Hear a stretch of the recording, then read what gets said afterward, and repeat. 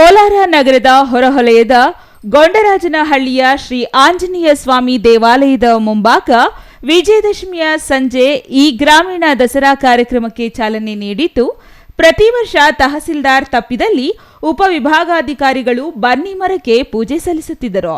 ಈ ಬಾರಿ ತಹಸೀಲ್ದಾರ್ ಮತ್ತು ಉಪವಿಭಾಗಾಧಿಕಾರಿ ಅಪರ ಜಿಲ್ಲಾಧಿಕಾರಿಗಳು ಮೂವರು ಮಹಿಳೆಯರೇ ಆಗಿರುವುದರಿಂದ ಬನ್ನಿ ಮರಕ್ಕೆ ಪೂಜೆ ಸಲ್ಲಿಸಿ ಕತ್ತಿಯಿಂದ ಕತ್ತರಿಸುವ ವಿಶೇಷ ಅವಕಾಶ ಡಿಸಿ ಕಚೇರಿ ತಹಸೀಲ್ದಾರ್ ಹರಿಪ್ರಸಾದ್ ಅವರಿಗೆ ದೊರೆಯಿತು.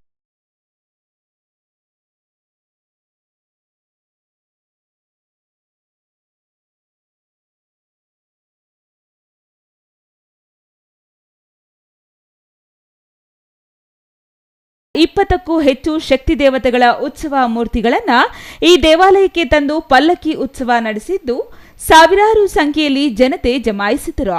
ಬನ್ನಿ ಮರಕ್ಕೆ ಬಾಳೆಗೊನೆ ಕಟ್ಟಿ ಬನ್ನಿ ಮರ ಕಡಿಯುವ ವಿಶೇಷ ಪೂಜೆ ಇಲ್ಲಿ ನಡೆಯುತ್ತದೆ. ತಾಲೂಕಿನ ತಹಸೀಲ್ದಾರ್ ಆಗಿರುವವರು ಪ್ರತಿ ವರ್ಷವೂ ಈ ಕಾರ್ಯ ನಡೆಸಿಕೊಂಡು ಬರುತ್ತಿದ್ದಾರೆ. ಬನ್ನಿ ಮರ ಕಡಿಯಲು ತಹಸೀಲ್ದಾರ್ ಪರವಾಗಿ ಆಗಮಿಸಿದ್ದ ಹರಿಪ್ರಸಾದರನ್ನ ಈ ಬಾರಿ ಸಂಪ್ರದಾಯದಂತೆ ಪೂರ್ಣಕುಂಭ ಮೇಳದೊಂದಿಗೆ ಸ್ವಾಗತಿಸಿ ಮೈಸೂರು ಪೇಟ ತೊಡಿಸಿ ಬನ್ನಿ ಮರ ನೆಟ್ಟ ಸ್ಥಳಕ್ಕೆ ಮೆರವಣಿಗೆಯಲ್ಲಿ ಕರೆತರಲಾಯಿತು.